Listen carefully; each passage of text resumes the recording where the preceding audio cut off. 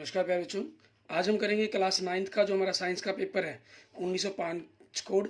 ठीक है, जो आज की डेट है हमारे पास, अगर हम कहें 31 मार्च 2022 को, ठीक है, साइंस का पेपर हुआ है। उसके बारे में उसके रिगार्डिंग हम बात करेंगे हरियाणा बिहानी बोर्ड के द्वारा। ठीक है, उस सबसे पहले अगर आपने अभी तक मेरा यूट्यूब चैनल विजय जाखड़ बंसल मैथ को नहीं सब्सक्राइब किया है तो उसे जरूर सब्सक्राइब करें। ठीक है, इसके अंदर आपके पास 60 नंबर का पेपर है तो 30 नंबर के MCQ आपके पास रहेंगे।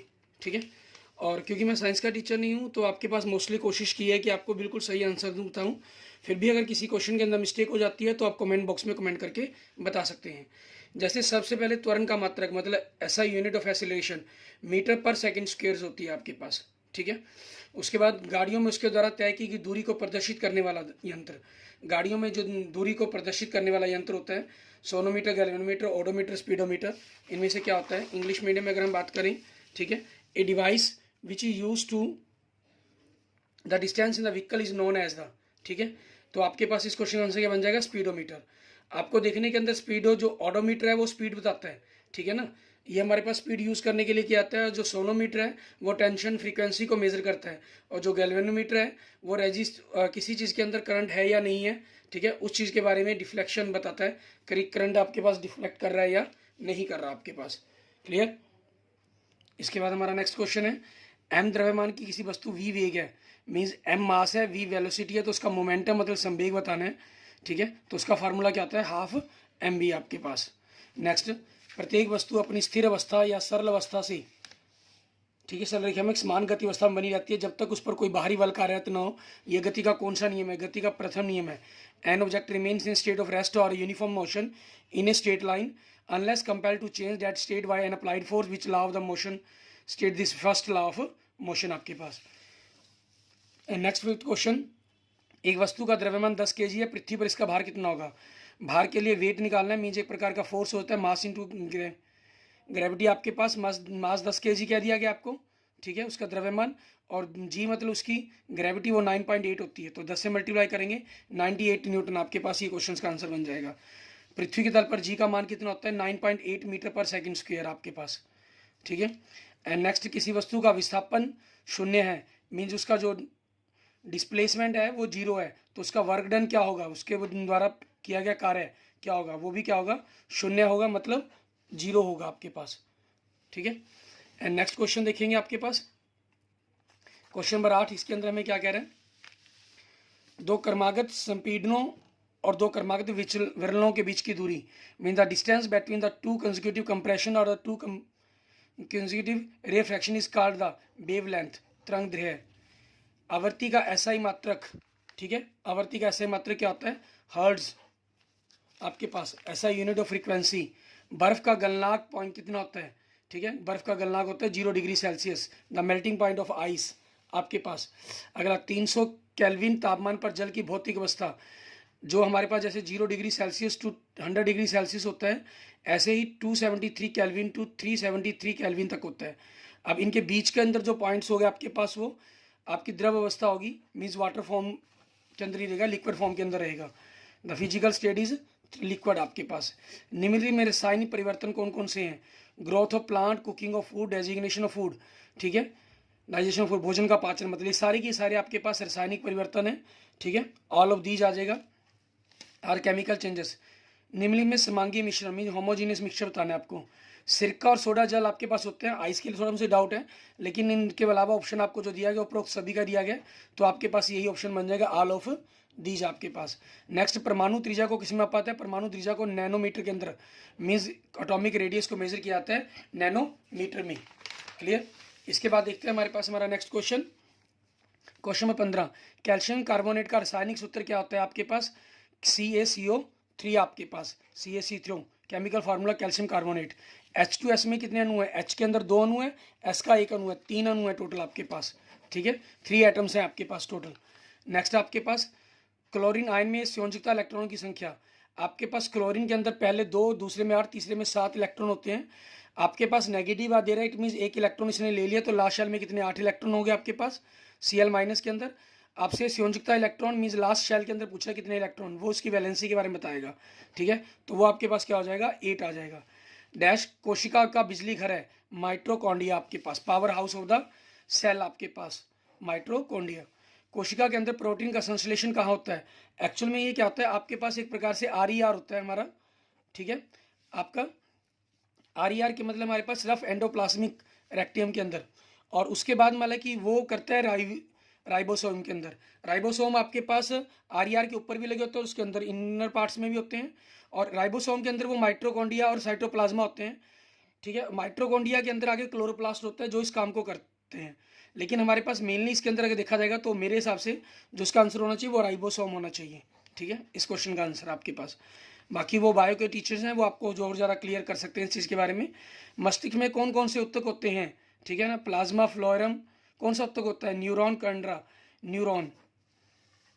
एनिमल में से कौन से 4 हृदय कक्षीय होते हैं? जितने भी हमारे पास पक्षी होते हैं जैसे कबूतर, कौवा, मगरमच्छ, उपरोक्त सभी, मतलब, ठीक है, मीन्स ऑल वर्ड्स हम कह सकते हैं एक प्रकार से, जितने भी मैमल्स होते हैं वो सारे के सारे आते हैं। इट मीन्स इस क्वेश्चन का आंसर क्या बन जाएगा, ऑल ऑफ दीज। कछुआ, मगरमच्छ, घरेलू छिपकली डैश वर्ग के जंतु हैं, ठीक है। टर्टल, ये आपके पास रेपेटाइसिस, सरीसृप, ठीक है, इस कैटेगरी के अंदर आपके पास आते हैं ये सरीसृप के अंदर। नेक्स्ट, ठीक है, ये स्तनपायी अंडे देते हैं, मतलब ऐसे स्तनधारी जो अंडे भी देते हैं। इंकिडिना और पैलेटिपिस, ये दोनों ही आते हैं इसके अंदर, means both a and b आपके क्वेश्चन का आंसर बन जाएगा। नेक्स्ट, वायु द्वारा फैलने वाले रोगों के बारे में बताना है आपके पास। निमोनिया, क्षय रोग, खांसी जुकाम, मतलब pneumonia, tuberculosis, TB, common cold, ये सारे के सारे आपके पास वायु द्वारा फैलने वाले रोग हैं, मीन्स ऑल ऑफ दीज आपके पास। निम्न में से कौन सा रोग विषाणु से होता है, ठीक है, मलेरिया, हैजा, एंथ्रेक्स, डेंगू बुखार।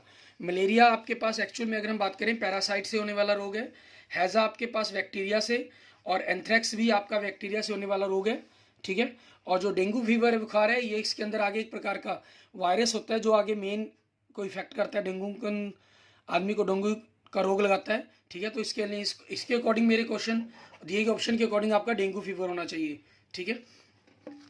वैसे विषाणु से फैलने वाले और बहुत से रोग होते हैं। वायुमंडल में पाए जाने वाले ऑक्सीजन के रूप O2, जिस रूप को अंदर हम सांस लेते हैं, found in the oxygen found in the forms O3, ozone की फॉर्म के अंदर, जिसके अंदर ये अपने एटमॉस्फेयर को बचाता है, ठीक है। एंड नेक्स्ट क्वेश्चन देखेंगे आपके पास, निम्न में से कौन सा ग्रीन हाउस गैस है, ठीक है। ग्रीन हाउस गैस आपके पास नाइट्रोजन, ऑक्सीजन, कार्बन डाइऑक्साइड, ये सारी की सारी ग्रीन हाउस गैस है, means all of the these आपके पास, ये क्वेश्चन का आंसर बन जाएगा। पृथ्वी की सबसे बाहरी परत को क्या बोलते हैं, ठीक है, पृथ्वी की सारी सबसे बाहरी परत को बोलते हैं lithosphere, outer crust of the earth is called. निम्न में से कौन सी भारतीय नस्ल की गाय हैं, साहिवाल, ठीक है, ये आपके बीच following is the Indian cow breed है आपके पास ये। और इसके बाद हमारा लास्ट क्वेश्चन है, निम्न में से खरपतवार, गोखरू, गाजरघास और मोथा, ये आपके पास जेंथियम, पेरेंथियम एंड साइबेरियस डोंथ्रॉन्स, ऑल ऑफ दीज, ये सारे के सारे आपके पास वीड्स के ही एग्जाम्पल्स हैं हमारे पास। इसके बाद देखते हैं हमारे पास हमारे जो 2-2, 3-3 नंबर के क्वेश्चन हैं, इनमें से जितनों के आंसर मैं आपको बता पाऊंगा। एक रेलगाड़ी स्टेशन से चलना प्रारंभ करती है, rain starting from the railway station, means उसकी जो स्टार्टिंग वेलोसिटी होगी u हो गया वो 0 हो गया, एंड समान त्वरण के साथ चलते हुए 10 मिनट में, मीन जो टाइम दे दिया गया आपको 10 मिनट्स का दे दिया गया, आप इसको सेकंड्स में कन्वर्ट करना चाहे कर लीजिए, नहीं भी करेंगे तब भी कोई इशू नहीं है, 600 सेकंड्स आपके पास हो जाएंगे, ठीक है। फाइनल स्पीड आपके पास जो लास्ट में स्पीड हुई v, मतलब आपके पास 40 किलोमीटर पर आवर होगी, ठीक है। और इसको अगर हमने मीटर पर सेकंड के अंदर कन्वर्ट करना है, ठीक है, तो हम क्या करेंगे, 5/18 से इसको गुना कर देंगे, 2 से कट के 9, 2 से कट के 20, 20 पंजे 100, 100/9 मीटर पर सेकंड आपके पास हो जाएगा। तो वेलोसिटी क्या बन जाएगी, सॉरी एसिलेशन आपको चाहिए, ठीक है। आपका फॉर्मूला होता है, एक रिलेशन था v = u + at, ठीक है। तो आपको यहाँ से a चाहिए, तो ये v - u अपॉन में t बन जाएगा। फाइनल वेलोसिटी आपकी कितनी है, 200/9, सॉरी 100/9, ठीक है।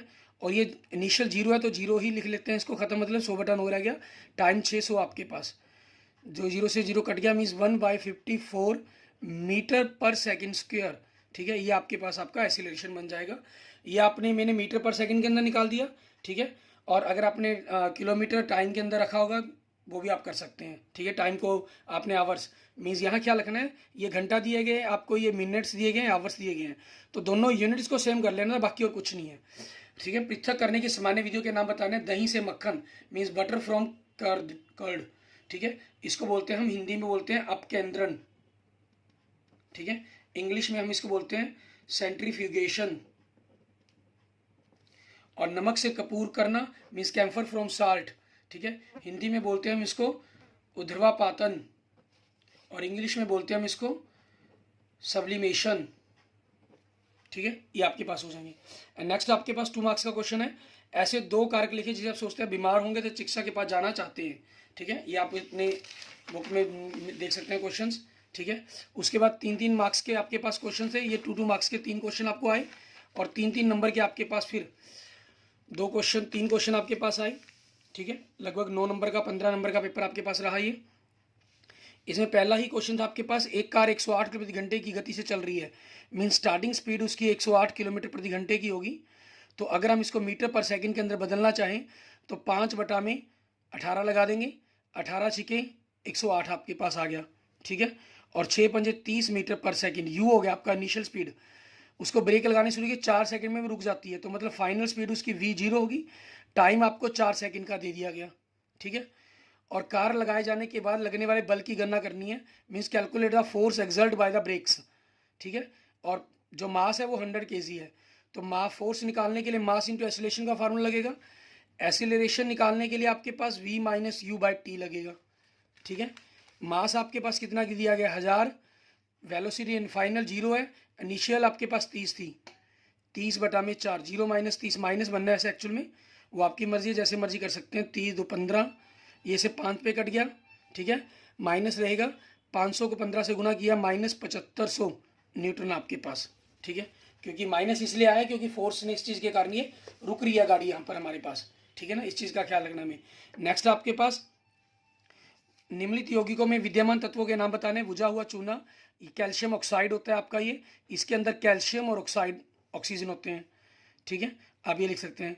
हाइड्रोजन ब्रोमाइड आपके पास की बात करें हम, ये आपके पास हाइड्रोजन ब्रोमाइड, हाइड्रोजन और ब्रोमाइड से मिलकर बना होता है आपके पास, ठीक है। आप सिंपल अगर इनको अलग अलग भी करके दे देंगे तब भी कोई इशू नहीं है, वो ठीक हो जाता है आपका। और बड़ा ही इंपॉर्टेंट क्वेश्चन आपका, ये आपको पता ही है, आपके टीचर्स ने बड़े अच्छे तरीके से आपको करवाया होगा। लाइसोसोम को आत्मघाती थैली क्यों कहा जाता है, माइटोकॉन्ड्रिया का पावर हाउस क्यों कहा जाता है, ठीक है ना। ये बड़े ही इंपॉर्टेंट क्वेश्चन है, हर साल पेपर में आते हैं ये आपकी, ठीक है। और 5 नंबर के ऐसे ही आपके पास कुछ न्यूमेरिकल्स हैं, मैं आपको दिखा रहा हूँ। किसी वस्तु की गति ऊर्जा क्या आती है, आपके पास उत्तर लिखना, आगे कैलकुलेशन करना, ये आप खुद चेक करेंगे अपनी बुक से, आपकी बुक में से ही क्वेश्चन आइए, ठीक है।